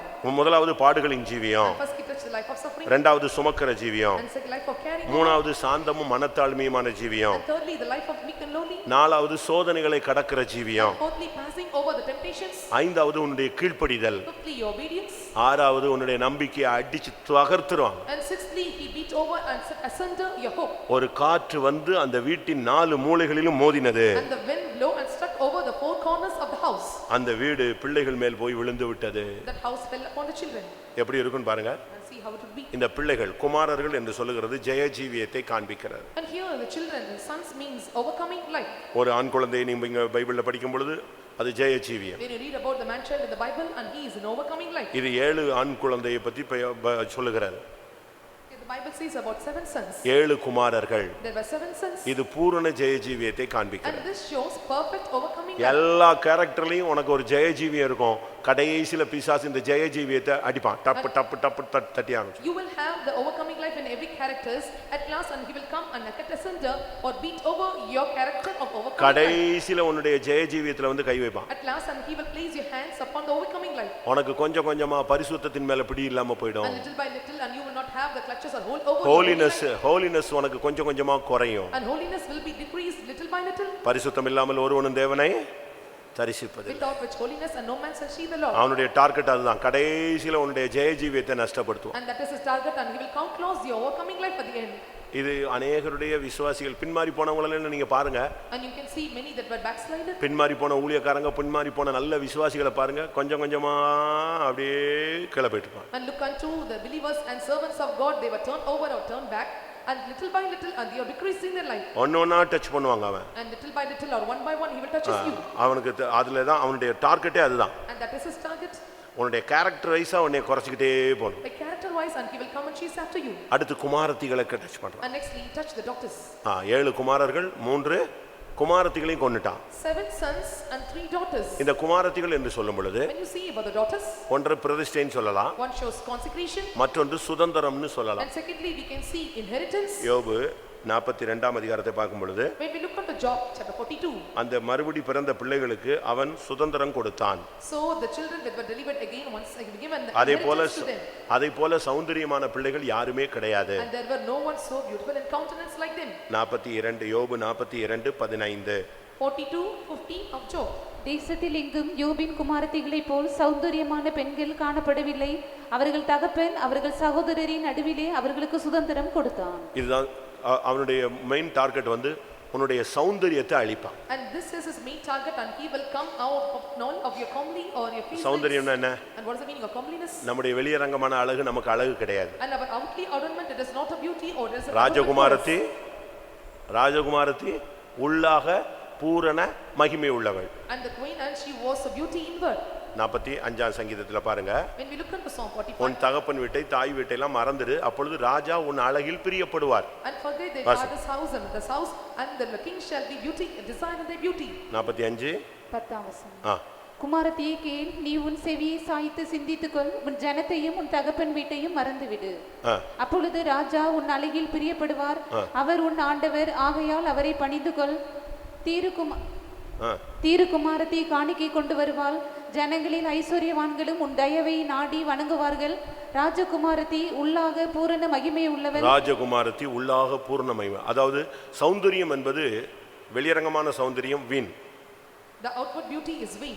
அது நீதிமொழிகள் 31ல நம்ம வாசிக்கிறோம். We can read in book of Proverbs chapter 31. அழகு வீண், சௌந்தரியம் வஞ்சனை உள்ளது. And all the beauty and the countenance of loveliness is deceit. ஆனா இங்கே யோபின் குமாரத்திகளை போல சௌந்தரியவான்கள் யாருமே கிடையாது. But no one is fair like the women or the daughters of Job. அழகான பிள்ளைங்க. And they were so awesome child. இது எதை காண்பிக்கிறது? And what does it show? நம்முடைய பிரதிஷ்டை. It shows our consecration. எல்லாத்தையும் மறந்து உலகத்தை மறந்து ஆண்டவரை மட்டும் நினைச்சு வாழ்கிற ஒரு பிரதிஷ்டையின் வாழ்க்கை. Forgetting everything and forgetting the world and remembering or thinking only God and living a peaceable life. அடுத்து அதுகளுக்கு சுதந்திரம் கொடுத்தான். And nextly he gave inheritance to them. 3 பிள்ளைகள். There were 3 daughters. 3 பிள்ளைகளுக்கும் 3 சுதந்திரம் கொடுத்தான். For 3 daughters and 3 inheritance were given. இந்த உலகத்துல நமக்கு சுதந்திரம் இருக்கு. And even we have inheritance in this world. தாவீது சொல்லுகிறான், நேர்த்தியான இடத்தில் எனக்கு பங்கு கிடைத்தது, நிலையான சுதந்திரம் எனக்கு உண்டு. And he says that I have got a good person in a goodly place and I have a sure inheritance for me. 16ஆம் சங்கீதம் 6ஆம் வசனம். 16:6 of Psalm. நேர்த்தியான இடங்களில் எனக்கு பங்கு கிடைத்தது, ஆம் சிறப்பான சுதந்திரம் எனக்கு உண்டு. தாவீது சொல்றான், எனக்கு ஒரு சிறப்பான சுதந்திரம் இருக்கு. So David says that I have a goodly heritage. அந்த 3 பிள்ளைகள் என்பது சுதந்திரத்தை காண்பிக்கிறது. And these 3 children shows inheritance. கொலோசியர் 1:13 இன் படி 1:13 of Colossians. இந்த உலகத்தில் நமக்கு ஒரு சுதந்திரம் இருக்கு. And we have inheritance in this world. இருளின் அதிகாரத்தை நின்று நம்மை விடுதலையாக்கி தமது அன்பின் குமாரனுடைய ராஜ்யத்திற்கு உட்படுத்தினவருமாயிருக்கிற பிதாவை ஸ்தோத்திரிக்கிறோம். ஒளியில் உள்ள பரிசுத்தவான்கள் எத்தனை?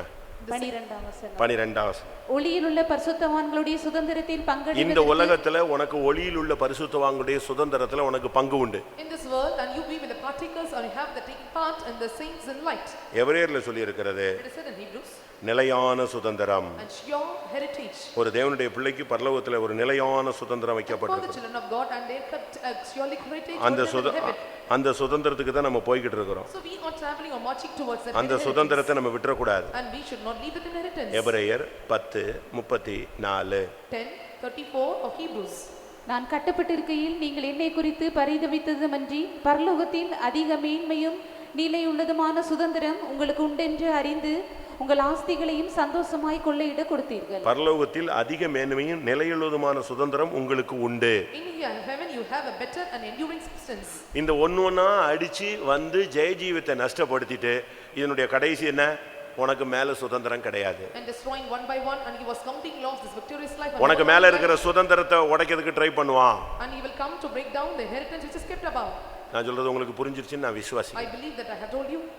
இந்த ஒவ்வொன்றையா உடைச்சிக்கிட்டே வந்து லாஸ்ட் டார்கெட் என்னன்னா, இந்த ஜீவியத்தின் மூலமா உனக்கு என்ன கிடைக்க போகுது? ஒரு பெரிய சுதந்திரம் கிடைக்க போகுது. அந்த 3 குமாரத்திகளை கொல்கிறது என்பது, உன்னை விட்டு எடுக்கிறது என்பது உன்னுடைய சுதந்திரம். பரலோகத்தில் உனக்கு இருக்கிற சான்ஸை காலி பண்ணிடுவான். One by one he breaks down means, and here he was taking the 3 daughters and he was taking the goodly heritage which has kept you in heaven. இதுதான் பிசாசினுடைய தந்திரம். And this is the craftiness of the devil. பிசாசின் தந்திரங்களை நீங்கள் அறியாதவர்கள் அல்லவே. And know you not about the wiles of the devil. பாருங்க, 7000 ஆடு இருந்துச்சு, There were 7,000 மொத்தமா போயிடுச்சு. and it was completely destroyed. 3000 ஒட்டகம் இருந்துச்சு, And there were 3,000 camels. மொத்தமா போயிடுச்சு. It was completely destroyed. 500 ஏர்மாடு இருந்துச்சு, And he had 500 oxen. மொத்தமா போயிடுச்சு. It was completely gone. 500 கழுதைகள் இருந்துச்சு, And there were 500 ashes. திரளான பணிவிடைக்காரர் இருந்தாங்க. And there were multitude of servants. 7 பிள்ளைங்க பையங்க இருந்தாங்க, And there were 7 sons and 3 3 daughters. பொண்ணு இருந்துச்சு. And there were 3 boys. அழகான ஒரு பெரிய பிரம்மாண்டமான வீடு. And he had a beautiful house. 7 பையங்களுக்கு 7 வீடு கட்டி வச்சிருந்தாங்க. And he constructed 7 houses for 7 sons. ஒரு வீடை உடைச்சான் பாருங்க, அந்த பிள்ளைங்க அவ்வளவும் காலியாச்சு. He break down one house and every children were destroyed. இதுதான் பிசாசினுடைய தந்திரம். And this is the treachery of the devil. நீங்க நினைக்கிறீங்க பிசாசு வந்து பிசினஸ் கை வச்சுட்டான், அதை கை வச்சுட்டான், இதை கை வச்சுட்டான், ஐயோ அவன் இந்த குழப்பம் இந்த குழப்பம். அவனுக்கு தேவை உன்னுடைய ஸ்வாவத்தை உன்னை நஷ்டப்படுத்துறது. He may say that and he will touch my business and all my things of my family, and his thing is to destroy or spoil your character. உன்னை கோபக்காரனா மாத்துவது, And make you to kindle with உன்னை anger. வாயாடியா And மாத்துறது, make you a babbler. உன்னை சண்டைக்காரனா And மாத்துறது, make you a quarreler. உன்னை துன்மார்க்கனா மாத்துறது, And make you a wicked one. உன்னை திராக்கிறதனாய் முரடனாய் மாத்துறது. And make you a some other thing in things. கொஞ்சம் கொஞ்சமா உனக்கு இந்த சுதந்திரமே இல்லாம ஆக்கிடுவான். And little by little and he will corrupt that you don't have any heritage. எல்லாரும் கண்களை மூடுவோம். Let us all close our eyes. கர்த்தர் கிருபையுள்ள தேவன் And our Lord is a gracious God. என்ன செய்தார்? And what he did? மறுபடியும் அவனுக்கு 14000 ஆடுகளை கொடுத்தார். And he gave him 60,000 sheep. 6000 ஒட்டகங்களை திரும்ப கொடுத்தார். And he gave back 6,000 camels. 1000 ஏறுமாடுகளை கொடுத்தார். And he gave him a yoke of oxen 1,000. 1000 கழுதைகளை கொடுத்தார். And he gave back thousands. மறுபடியும் திரளான வேலைக்காரர்களை கொடுத்தார். And once again he gave him the multitude of servants. அருமையான வீடுகளை கொடுத்தார். He gave him a beautiful house. மறுபடியும் 10 பிள்ளைகளை கொடுத்தார். Again he gave them 10 children. 7 குமாரர்கள் 3 குமாரத்திகள், அருமையான அழகான பிள்ளைகளை தெய்வம் கொடுத்தார். And only he gave back the 7 sons and 3 daughters. நீ எதை இழந்தாயோ அதை பெற்றுக்கொள்ள முடியும். And what you lost and you can get it back. பிசாசு உன்னிடத்துல இருந்து பல நல்ல குணங்களை எடுத்துட்டான், ஆனா கர்த்தர் திரும்ப தர உனக்காக வாஞ்சிக்கிறார். He took away the good character from you, but the Lord want to give you. ஒரு 2 நிமிஷம் எல்லாரும் கண்களை மூடி முழங்கால் படியிடுவோம். Let us close our eyes and bend our knees. பிசாசினுடைய தந்திரத்தை நீங்கள் அறிந்து கொள்ளுங்கள். And you must aware about the wiles of the devil. உன்னுடைய பாடுகளின் ஜீவியத்தை நஷ்டப்படுத்த இடம் கூடாதே. And you should not give room for your life of suffering to go away. நீ ஜெபிப்பதினால், Because of the praise, முழங்கால் போடுவதினால், because of standing on விழித்திருப்பதினால், because of being watchful, உபவாசம் போடுவதினால், and being fasting, உன் சரீரம் பாடுகளுக்கு உட்படுகிறது. and your body is subjugated to the fasting. அந்த லைஃபை விட்டுறாத. You should not leave that life. பிசாசு அதை தடுக்கிறதுக்கு ட்ரை பண்ணுவான். And the devil may put a way to hinder you. ஒருவர் பாரத்தை ஒருவர் சுமந்து கிறிஸ்துவின் பிரமாணத்தை நிறைவேற்றுங்கள். And bear ye one another's burden, and this is how you fulfill the law of Christ. சுமக்கிற ஜீவியத்தை எடுக்கிறதுக்கு ட்ரை பண்ணுவான். And he will come to take away the character. உன்னுடைய சாந்தத்தின் மனத்தாழ்மையை அமைதியுள்ள ஜீவியத்தை எடுக்கிறதுக்கு ட்ரை பண்ணுவான். And he will come to try to take away the life of quiet meekness and இடம் கொடுத்துறாத. You should not give room. சோதனைகளை கடந்து போகிற ஜீவியம் அது ஒரு கிருபை. And life of passing over the temptation, and that is a grace. சோதனைகளை நின்று பிடிப்பது பெரிய கிருபை. And standing on the trials and temptation, it is a great grace. சோதனைகளை நிக்க விடாம உன்னை பயங்கரமா தடுமாற வைப்பான். And he will make you to stumble that you should not stand the times of trials. உன்னுடைய கீழ்ப்படிதலை எடுத்து போட பிரயாசப்படுவான். And he will labor to take away your obedience. உன்னுடைய நம்பிக்கையை உடைக்கிறதுக்கு ட்ரை பண்ணுவான். And he will put away to break over your hope. உன்னுடைய ஜெய ஜீவியத்தை நஷ்டப்படுத்த ட்ரை பண்ணுவான். And he will try to put loss of your பரலோகத்திலேயும் சபைக்குள்ளேயும் உனக்கு இருக்கிற சுதந்திரத்தை பிடுங்கிறதுக்கு ட்ரை பண்ணுவான். And he will come to pluck out the inheritance which is kept for you in heaven. இடம் கொடாதே. You should not give room. இப்பொழுதே விழித்திரு. And now be watchful. இப்பொழுதே தெளிவாயிரு. And be sober mind. ஒருவேளை கடந்த காலங்களில் இவைகளிலே சில காரியங்களை நீ இழந்திருக்கலாம். Perhaps you may lost such things in your life in the past. சில நஷ்டங்கள் உனக்கு வந்திருக்கலாம். And you may count losses in your life. உன் பிரதிஷ்டை நஷ்டமாயிருக்கும். And you may count losses. உன்னுடைய ஜெய ஜீவியம் நஷ்டமாயிருக்கும். And your overcoming life have lost. ஒரு சில சோதனைகளை நீ நின்றுப்பாய், ஒரு சில சோதனைகளை பின்வாங்கி இருக்கலாம். And some temptations you have stood over, sometimes you may backslidden. பல சுபாவங்கள் உன்னை விட்டு வெளியே போயிருக்கும். And many characters may lost away from you. எவைகளை இழந்தாயோ What you have lost, அதுக்காக நீ துக்கப்படு. and you must grieve about it. கர்த்தர் இப்பொழுது உனக்கு இரட்டிப்பாய் அதை திரும்பி தரப்போகிறார். And the Lord is going to give you a double portion. பிசாசின் தந்திரங்களை ஜெயித்து விடுங்கள். And you have to win over the wiles of the devil. ஆமென். இழந்து போனதை பெற்றுக்கொள்ளுகிற மார்க்கம் நம்முடைய மார்க்கம். And our way is to receive that we have lost. இழந்து போனதை தேடித்தான் இயேசு வந்தார். And Jesus came to seek after the thing which was lost. நீ இவைகளில் எவைகளை இழந்தாயோ இப்பொழுது வாயை திறந்து கேளு, கர்த்தர் இப்பொழுதே தரட்டும். And what you have lost, open your mouth and ask, let the Lord give you right now. ஆமென். ஒரு மடங்கல்ல 2 மடங்கு தரட்டும். And not one portion, let him give you double portion. ஹalleluya ஹalleluya ஹalleluya ஹalleluya ஹalleluya. ஆமென்.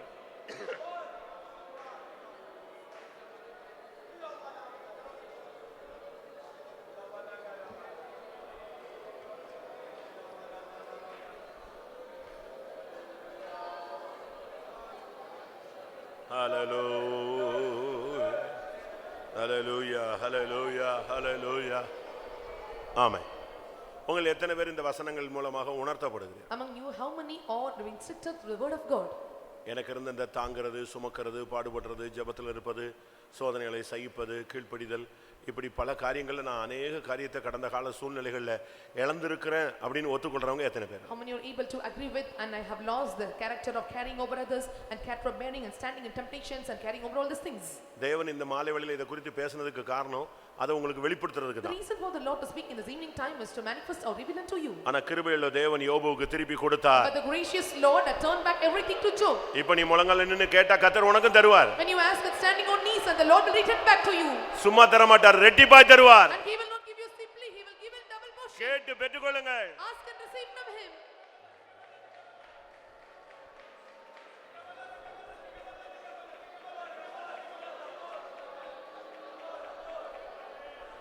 ரிபாலா பகரா பகதிரா பகதிதாபானி அரபாலா பகதி.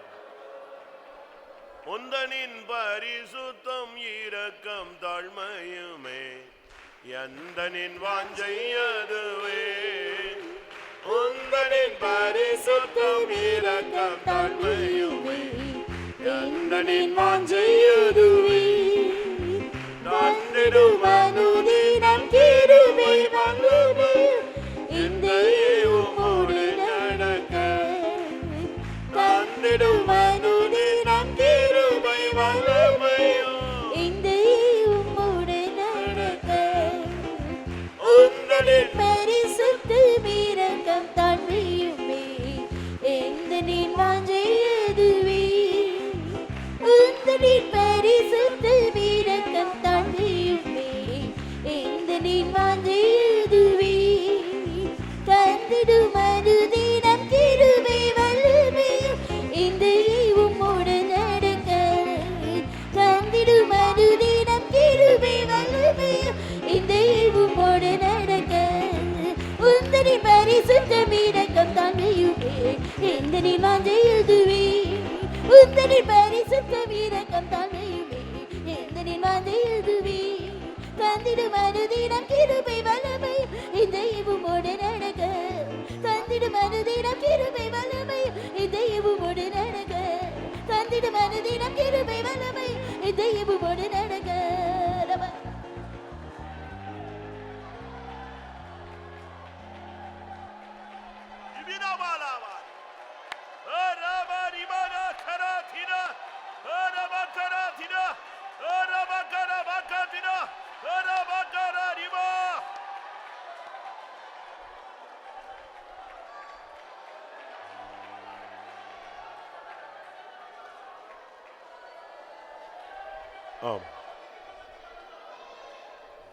கர்த்தருடைய சமூகத்துக்காய் ஸ்தோத்திரம் பண்ணுவோம். தேவனுடைய வார்த்தைகளுக்காய் ஸ்தோத்திரம் பண்ணுவோம். இழந்து போன தெய்வீக சுபாவங்களை பெற்றுக்கொண்டு கர்த்தருக்காக நிற்க ஒவ்வொருவரையும் பலப்படுத்த முடியாது ஸ்தோத்திரம் பண்ணுவோம். திவ்ய சுபாவங்களுக்கு பங்குள்ள சேர்க்க இயேசு வருகிறார். அதற்காய் ஸ்தோத்திரம் பண்ணுவோம். பிதா குமாரன் பரிசுத்த ஆவியானவருக்காய் ஸ்தோத்திரம் பண்ணுவோம். எல்லா மகிமையும் அவருக்கே செலுத்தி ஸ்தோத்திரம் பண்ணுவோம். ஜெபம். பரிசுத்தமுள்ள நல்ல ஆண்டவரே, ஆசீர்வதிக்கப்பட்ட நம்முடைய சமூகத்துக்காய் நின்றுவிடும் ஸ்தோத்திரிக்கிறோம். இந்த வாரத்தின் மத்தியில் நம்முடைய சமூகத்தில் எங்களை கொண்டு வந்தீர் ஆண்டவரே. தாவே மாலை வேலையிலையும் கூட தேவ சமூகத்தில் வரும் பாடியுமை துதித்து கத்தல்ல மைகளை கத்தல்ல ஆண்டவரே கத்தா கழிவுற ஆவியெல்லாம் கத்தா நிரப்பப்பட்டு கத்தாவே தேவனுடைய பலத்திலும் தேவனுடைய வல்லமையிலே நாங்கள் வீர்ப்பிக்கப்பட தந்த கிருபைக்காக உங்கள் ஸ்தோத்திர சுவாமி. இந்த மாலை வேலையிலேயும் தேவாமியானவர் எங்களுக்கு தந்த நல்ல ஆலோசனைக்கு அன்னியோடும் ஸ்தோத்திரிக்கிறங்க தாவே. ஆண்டவரே உங்கள் ஸ்தோத்திரம். பிசாசானவன் கத்தாவே யோபை சோதித்தான் ஆண்டவரே. அவன் சோதித்த போதில் அவர் சுத்த பொண்ணாய் விளங்கினான் ஆண்டவரே. அதுபோல் நாங்கள் எங்களுக்கு வருகிற சோதனைகளெல்லாம் நாங்கள் ஜெயிக்க ஆவியானவர் இந்த மாலைவெளியில் இந்த கத்தாவுடைய நல்ல வசனங்கள் எங்களுக்கு தந்தீர் ஆண்டவரே. கத்தாவே எங்களுக்கு ஸ்தோத்திரம் ஆண்டவரே. யோபுக்கு கத்தாவே ஆண்டவரே எங்களுக்கு ஸ்தோத்திரம். அவன் ஆடுகளையும் மாடுகளையும் கத்தா ஒட்டகங்களையும் ஆண்டவரே பிசாசு அழித்து போட்டான். குமாரத்தின் அழித்து போட்டான் நாங்கள் கேட்டோம் ஆண்டவரே. அவன் எருதுகளை அழித்தான் ஆண்டவரே. எருது என்பது பாடுபடுகிற சுவாமம் ஆண்டவரே. இந்த பாடுபடுகிற சுவாமத்தை நாங்கள் பாதுகாத்துக்கொள்ள பாடுகளின் சிந்தி ஆயுதமாய் தரித்துக்கொள்ள உதேசி நீர் மரண் கத்தாவே ஆண்டவரே. நீர் உலகத்தின் கத்தா பாருங்கள் உலகத்தின் ஆண்டவரே பாவங்களை சுமந்த தேவாட்டுக்குட்டியாக இருந்தீர் ஆண்டவரே. அதுபோல கத்தாவே நாங்களும் கூட இந்த பாடுகளை செய்கிற அந்த இருதயத்தை எங்களுக்கு தரும்படியாக வேண்டிக் வரோம் கத்தாவே. ஆண்டவரே ஒட்டகங்களை கழுதைகளை அவன் அழித்து போட்டான் ஆண்டவரே. இந்த கழுதை என்பது கத்தாவே சுமக்கிற அணுவம் ஆண்டவரே. அந்த சுமக்கிற அணுவத்தை நாங்களும் கூட காத்துக்குள்ள உதேசிங்க கத்தாவே. ஆண்டவரே ஸ்தோத்திர ஆண்டவரே. அந்த கழுதை ஆண்டவரே இயேசுவை சுமந்தது கத்தாவே.